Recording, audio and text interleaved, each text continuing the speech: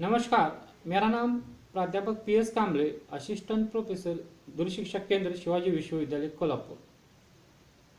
आज हम BA भाग 2 सत्र 3 के ऐच्छिक हिंदी प्रश्न पत्र 3 के कथा साहित्य के तत्व इस टॉपिक पर चर्चा करेंगे। BA भाग 2 सत्र 3 के लिए आपकी किताब में 6 कहानियां हैं। इकाई 1 में जीती बाजी की हार, गृह प्रवेश और तीसरी कहानी है घर की तलाश। और इकाई 2 में जॉर्ज पंचम की नाक, पहाड़ और सिक्का बदल गया। ऐसे कुल मिलाकर 6 कहानियाँ हैं। इस कहानियों का अभ्यास करने के लिए, अध्ययन करने के लिए और इस कहानी का पूरा आनंद लेने के लिए पहले हमें कथा साहित्य के तत्व क्या है ये समझना चाहिए। इसके बारे में बात करनी चाहिए। ये कहानियाँ जो 3 आप देख सकते हैं।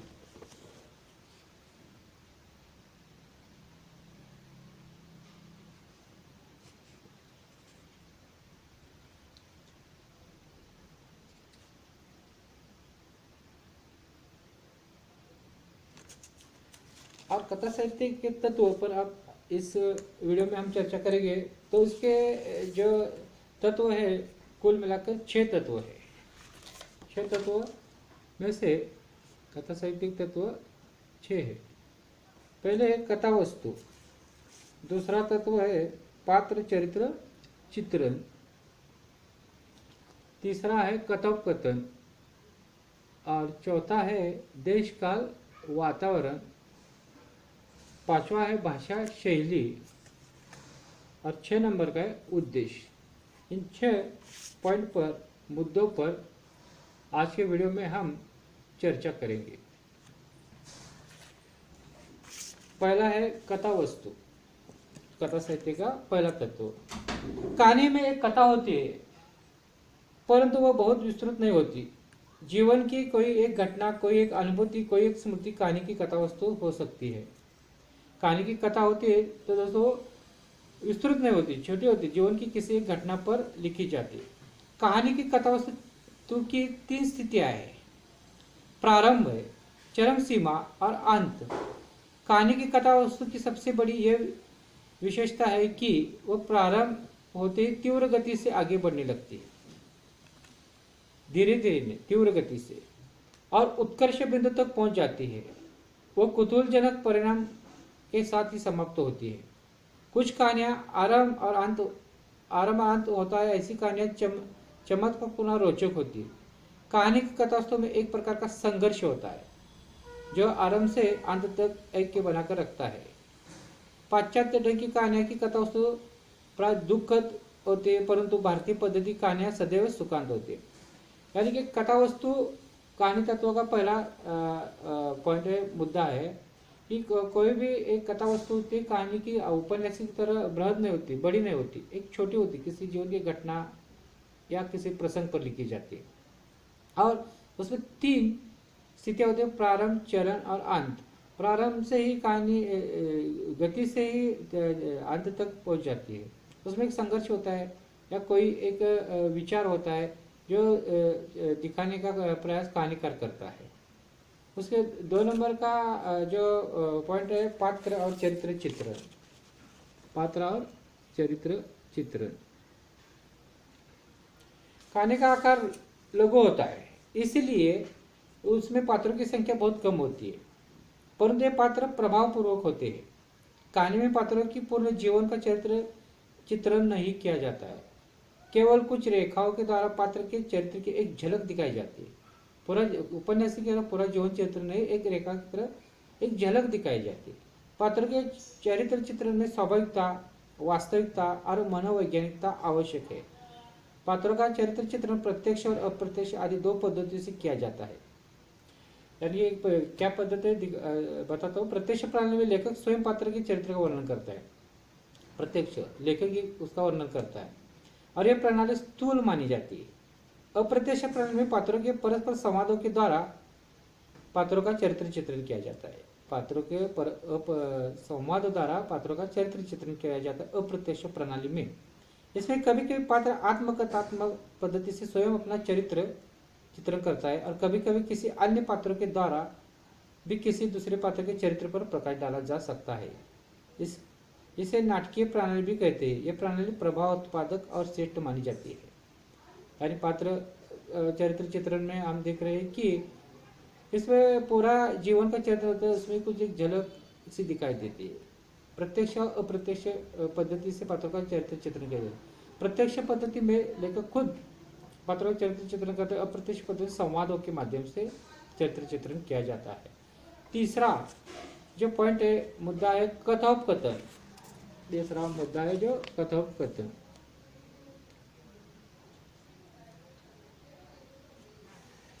कथोपकथन को ही संवाद कहा जाता है। कथोपकथन के लिए द्वारा कहानी में रोचकता, सजीवता, समझता आदि है। कथोपकथन के द्वारा ही पात्रों का चरित्र विश्लेषण करने उन्हें विकसित किया जाता है।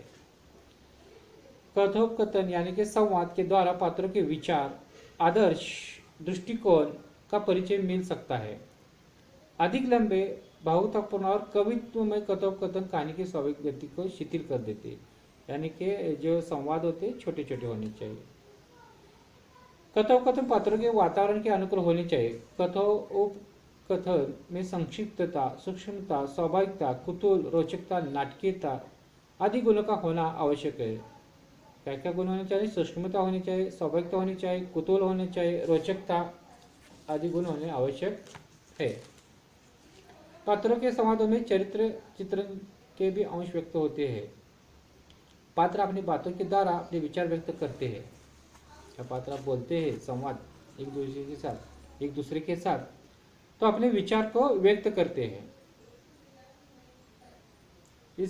इससे उसके आंतरिक भाव का अनुमान लगाना संभव होता है। यानी कि आदमी जो बोलता है तो क्या बोलता है, इस देखकर उसके मन में क्या चल रहा है, अंतर में क्या चल रहा है, ये इसका अनुमान लगाया जा सकता है। यदि कोई पात्र किसी दूसरे के बारे में बात करता है तो उस दूसरे पात्र का चरित्र भी प्रकाशित होता है।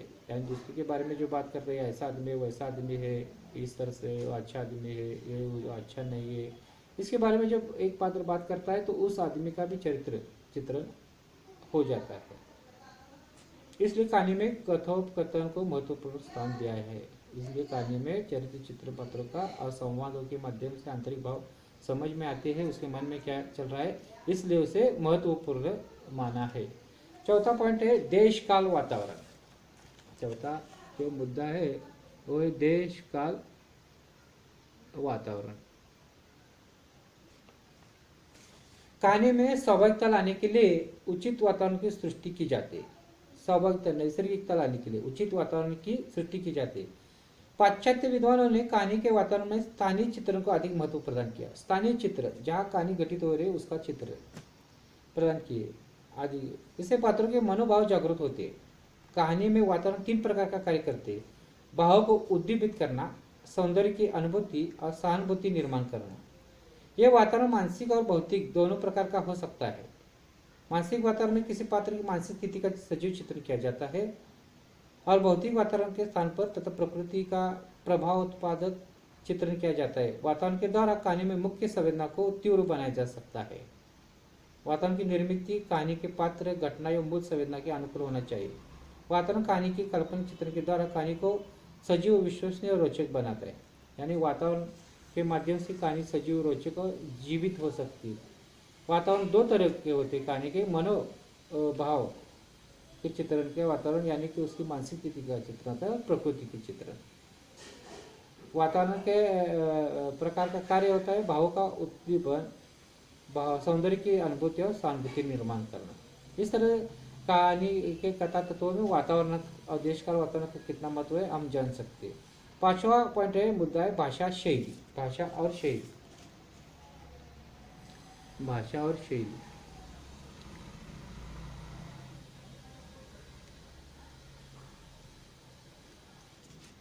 कहानी की भाषा सरल, स्पष्ट, सशक्त और कलापूर्ण होनी चाहिए।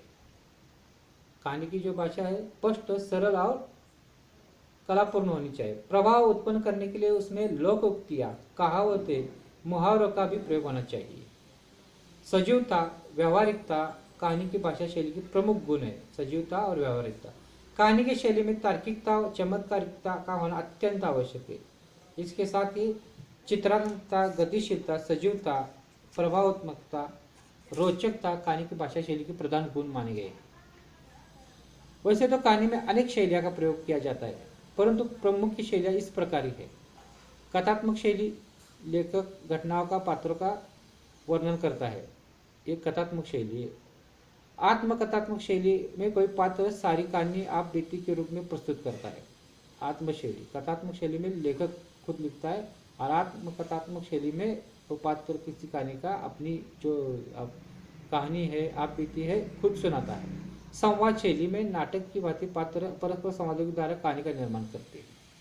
पत्रात्मक शैली में पात्रों के द्वारा पत्र लिखवाकर कथावस्तु को निर्माण किया जाता है। और डायरी शैली में किसी व्यक्ति की डायरी के पन्नों का आधार बनाकर कथावस्तु का निर्माण किया जाता है। इन शैलियों में संवाद शैली अधिक प्रचलित और श्रेष्ठ शैली है। कहानी भाषा शैली में संवाद शैली श्रेष्ठ और प्रचलित शैली है। इसके साथ साथ पूर्वदीप्ति यानी कि फ्लैशबैक शैली का भी प्रयोग किया जाता है। यानी कि भाषा जो है होनी चाहिए कहानी की सरल, स्पष्ट होनी चाहिए, प्रभाव उत्पन्न करने वाली होनी चाहिए, रोचक होनी चाहिए, पाठक के मन में दिलचस्पी उत्पन्न होनी करनी चाहिए। उसकी जो शैली है कहानी की, वो कथात्मक शैली में लेखक खुद लिखता है। आत्मकथा शैली में किसी कहानी का किसी पात्र आप बीती सुनाता है। संवाद शैली में पात्र एक दूसरे के साथ बातचीत करते और कहानी का निर्माण हो जाता है। डायरी शैली में किसी कहानी का एक पात्र डायरी लिखता है और उसके साथ ही कहानी का निर्माण हो जाता है।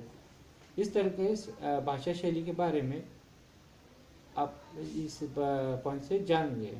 और कहानी तत्व का अंतिम जो तत्व है उद्देश्य।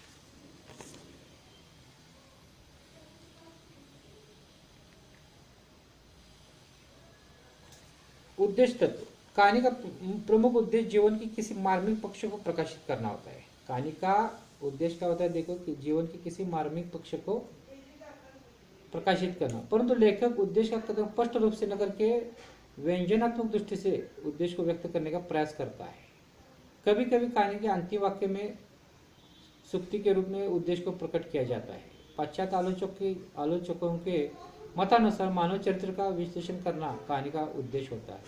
पाश्चात्य आलोचक, समालोचक जो है, उनके अनुसार मानव चरित्र का विश्लेषण करना कहानी का उद्देश्य होता है। कहानी के प्रारंभ विकास काल में कहानी का लक्ष्य केवल मनोरंजन था। पहले कहानी सिर्फ मनोरंजन के लिए लिखी जाती थी, परंतु वर्तमान काल में कहानी का लक्ष्य जीवन की समस्याओं को और जीवन के सत्य को प्रकाशित करना होता है। इसके साथ साथ कहानी मानव चरित्र के वैविध्य पर प्रकाश डालने की कोशिश करती है और मानव के मानसिक रहस्य को खोलने का भी प्रयास करती है। यानी कि कहानी का उद्देश्य अब पहले जब था तो मनोरंजन के लिए सिर्फ था, अब मनोरंजन ये उद्देश्य नहीं रहा है। कहानी का लक्ष्य जीवन की समस्याओं को, जीवन के सत्य को प्रकाशित करना, जो भी हमारे जीवन में समस्या है उस पर कोई हल ढूंढने का प्रयास करना, ये भी है।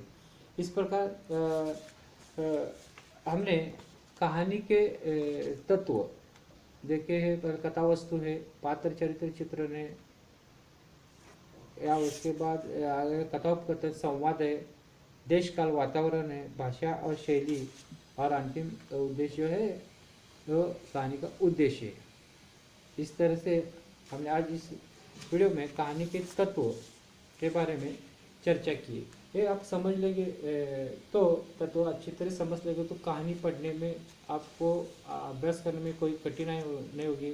आप अच्छी तरह से ये जो 6 कहानियाँ हैं आपके भाग 2 के सत्र 3 के लिए समझ सकेंगे, अभ्यास कर सकेंगे, अच्छे गुण भी प्राप्त करेंगे। उसके साथ एक आनंद भी आपको मिलेगा कि कहानी पढ़ने के बाद। और हिंदी साहित्य की अन्य कहानी साहित्य पढ़ने में आप उत्सुक होंगे, प्रोत्साहित होंगे, और इस विषय के प्रति आपकी रुचि भी बढ़ेगी। और रुचि ही सिर्फ नहीं तो आप इस विषय में करियर कर सकेंगे। हिंदी विषय जो राजभाषा, राष्ट्रभाषा है, अब विश्व भाषा बनती जा रही है, तो विषय को लेकर आप अच्छे गुण के साथ अपने जीवन में यश प्राप्त कर सकेंगे। धन्यवाद दोस्तों।